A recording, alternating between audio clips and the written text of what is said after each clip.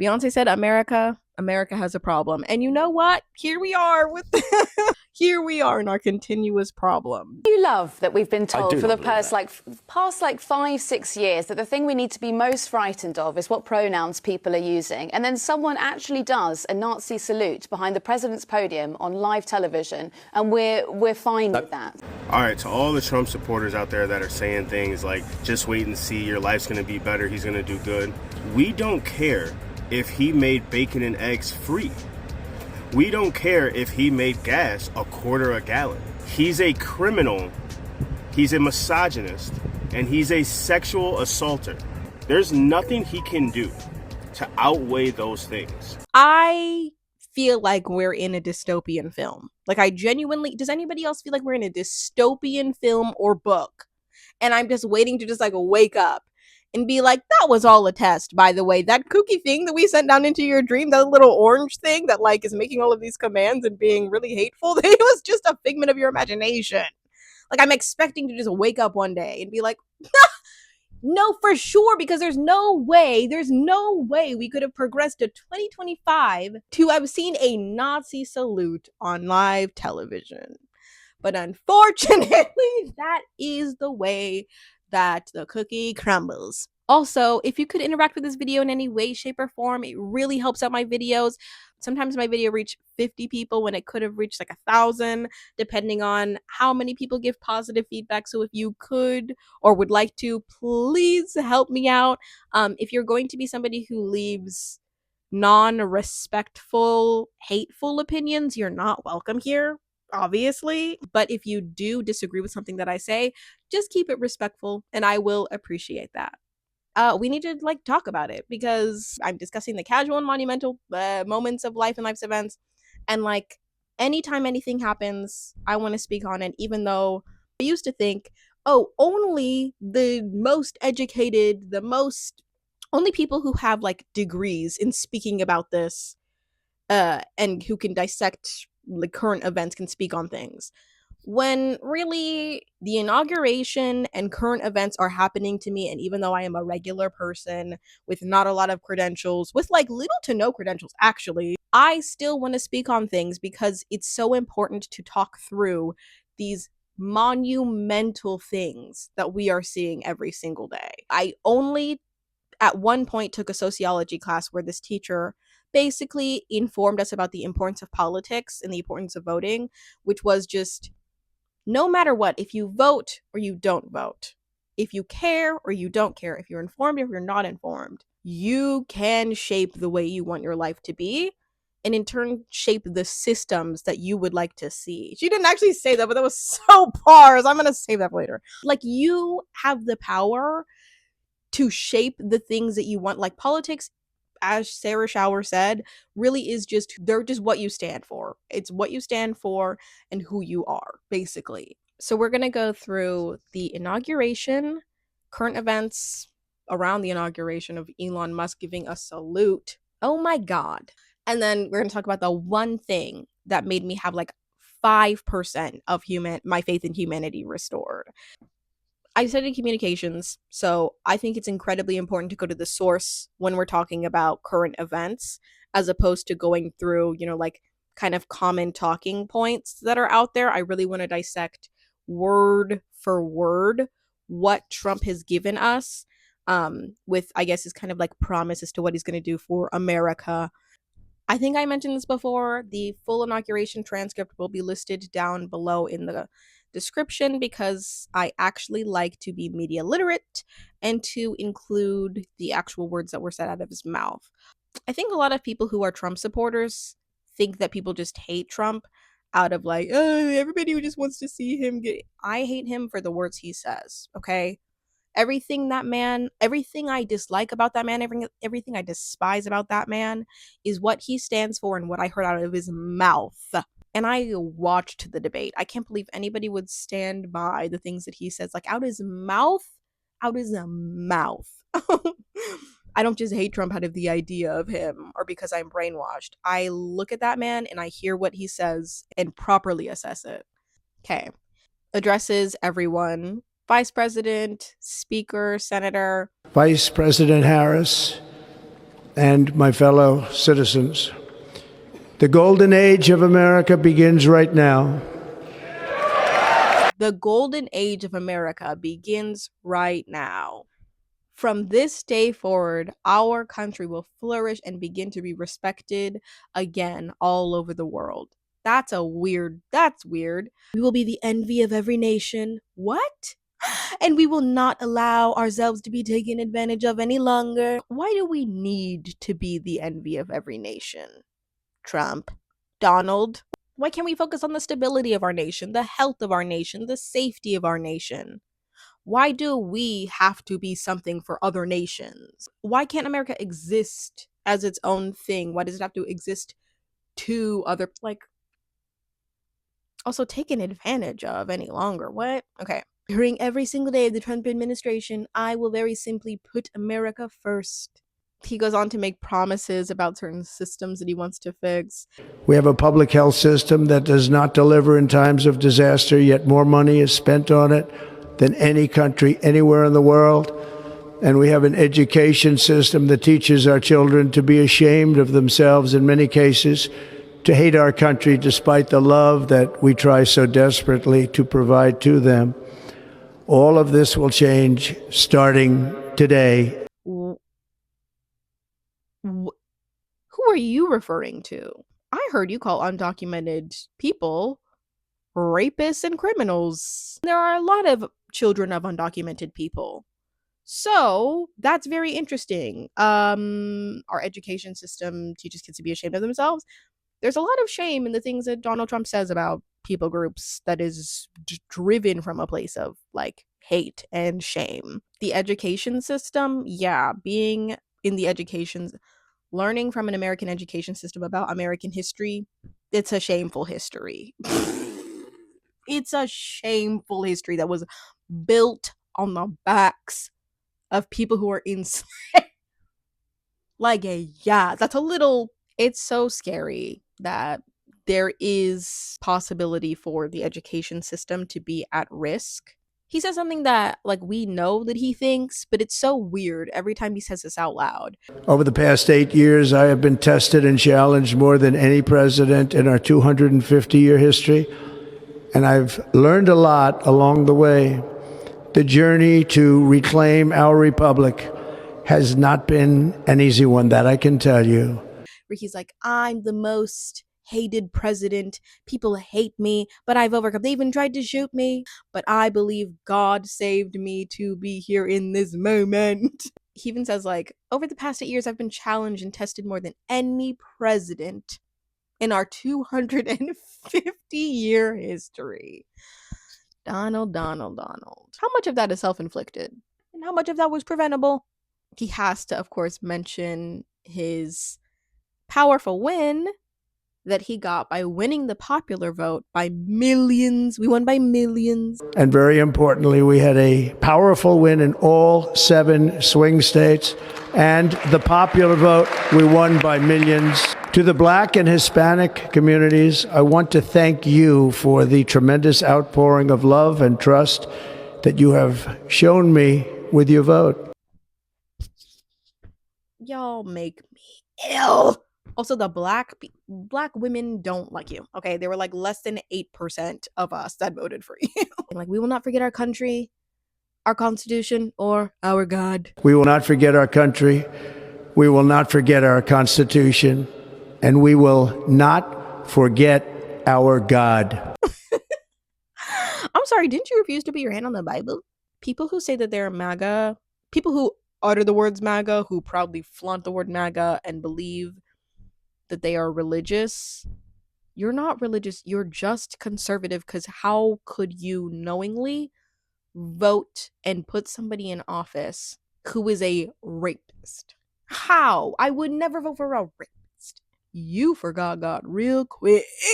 We're not gonna forget God. Oh, didn't we just? He goes into detailing the executive orders that he's going to sign, which he does sign kind of immediately, like right in front of the crowd. And he begins with saying, we're going to have complete restoration of America and common sense. These are the things that he says that I'm just like, where am I? Like, where am I? How did we get here?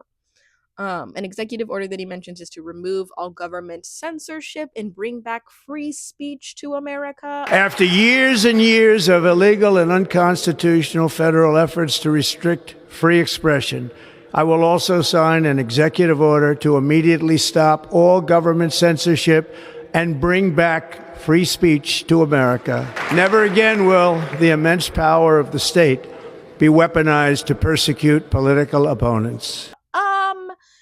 Is that free or is it hate? Why were you being censored in the first place? We have free speech. It's just that there are also consequences to that free speech. I will also end the government policy of trying to socially engineer race and gender into every aspect of public and private life. End the government policy of trying to socially engineer race and gender into every aspect of public and private life.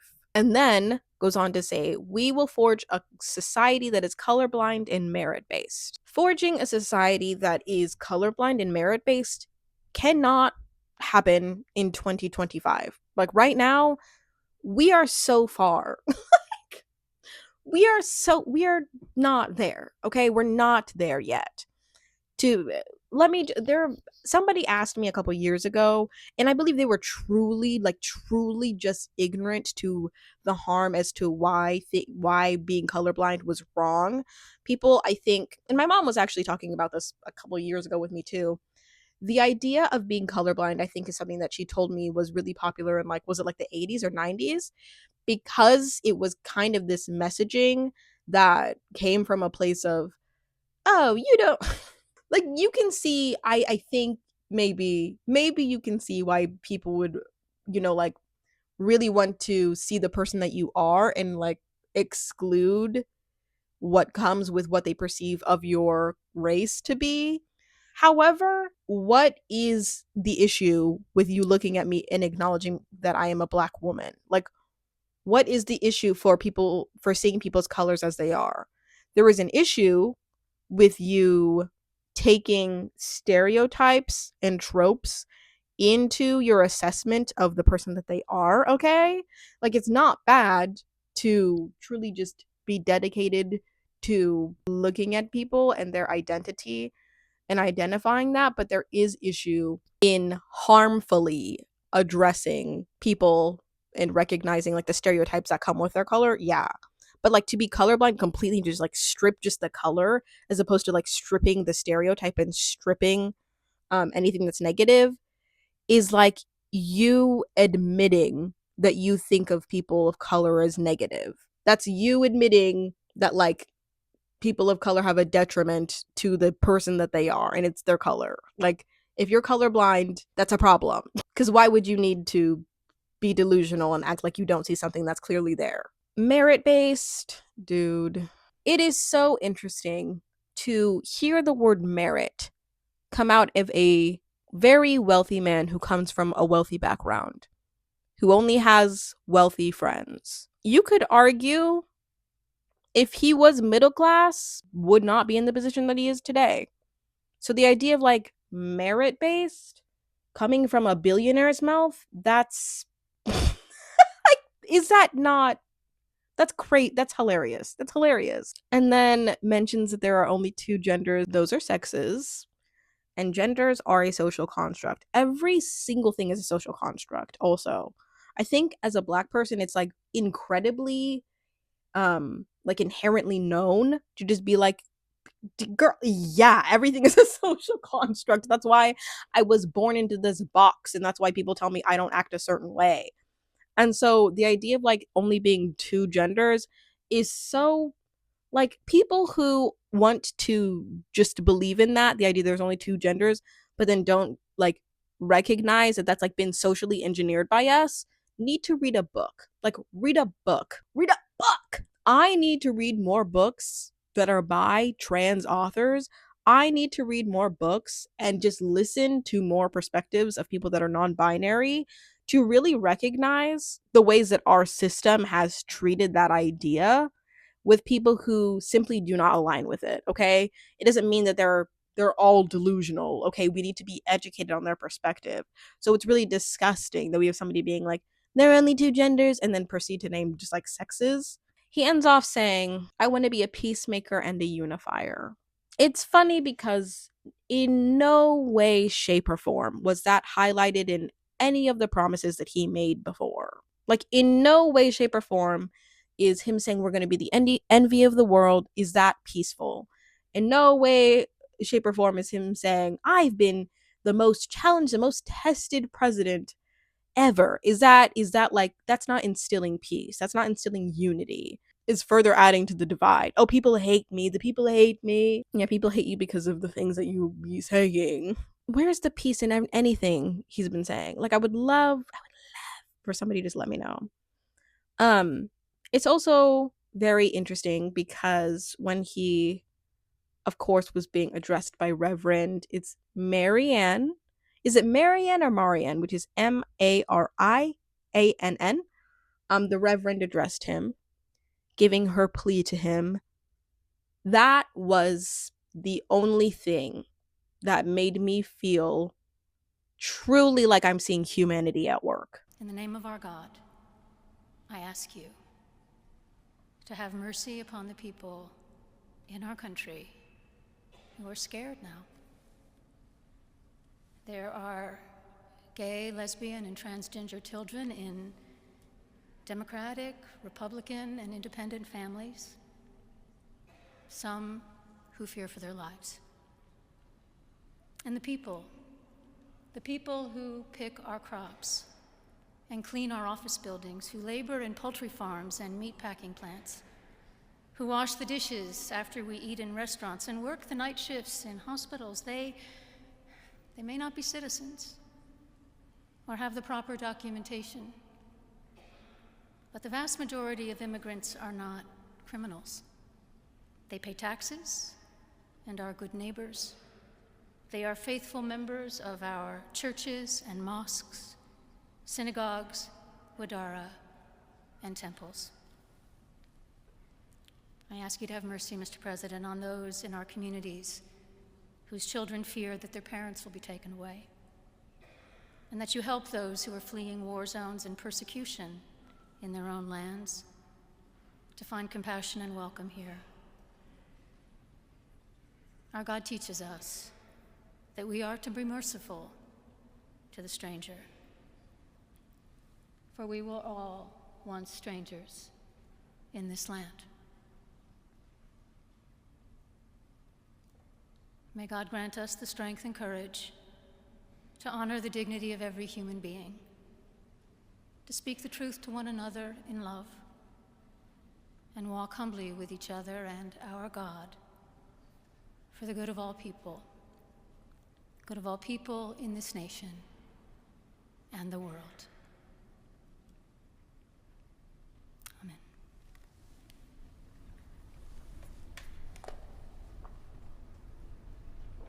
Her plea to him was the only spot where I saw that's a peacemaker. That's a peacemaker. That's a unifier.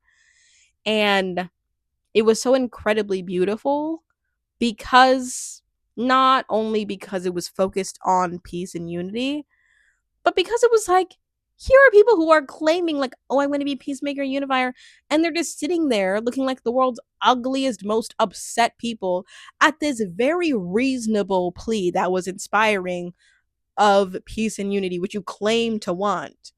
And then at the very end, after the plea, I think paparazzi was like asking him like, what did you think about how she addressed you? And he was like, it wasn't very exciting. Wasn't very exciting. It's just moments like that. It's just moments like that where I do believe peace can exist in this nation, because there are people that have been assigned in the church to give fair and powerful talks to people like him. And that just like are put in place to remind people of their humanity. And then he just sits there with his little sulky face and gets upset about simply just being asked to give mercy to people. it just felt like a little bit of poetic justice. This woman as a reverend asking for mercy and just having to talk down to him. That was so powerful, I feel. And not in even a humiliating way, in just simply, can we please remind you that you are serving people who may not be documented, who are your neighbors? Like, the hell? Maybe not your neighbors. These are the people that you're serving. That was the only point where I felt like, you know what? Maybe we're going to be okay. And I felt this when he got put into office. I kind of felt like I felt a sense of dread the night before. I was really upset about it. I was telling my husband, I was like, this is the stupidest, like, I hate this. This is so dumb. What the hell? We're supposed to be progressing. We're not, and we're regressing actively. And just moments like this, even though I'm pretty sure it meant nothing to him, like, I'm pretty sure he just got upset about it and then moved on, made me happy, because I also even think, I think America thinks that they're like past something like this, even though our, like, American history is horrible, and like there's no, like, a, although we think that horrible things won't repeat themselves, they do. And I think that I was telling this to a friend who kind of like didn't agree with me, but also like I understand why she didn't. There are so many places in the world where they have like really oppressive, horrible leaders that abuse their power. And although it should not happen, I'm not making an excuse for that, and I'm not trying to be like toxically optimistic. I do want to provide some optimism as to the fact that people come together and resist the hatred that they are being put under, the oppression they're being put under, and can make value out of that. They should not have to be in that position, but like, as long as we're seeking out the value, as long as we're leaning on each other, as long as we're really leaning towards peace and unity, we're going to be okay. It doesn't feel like, it really like does not feel like it. But that's really all I have to say. Is just like, there are good people that are leaning towards peace and like genuinely mean it. A little bit terrified because the like, and then also that whole thing, but all I can do is lean into the joy and lean into the peace and lean on other people and to find the good in everything, cuz like that's all we have, really. Wherever you are, whoever you are, whatever you're doing, whatever time of day it is, I hope you have an amazing, valuable morning, afternoon, or night.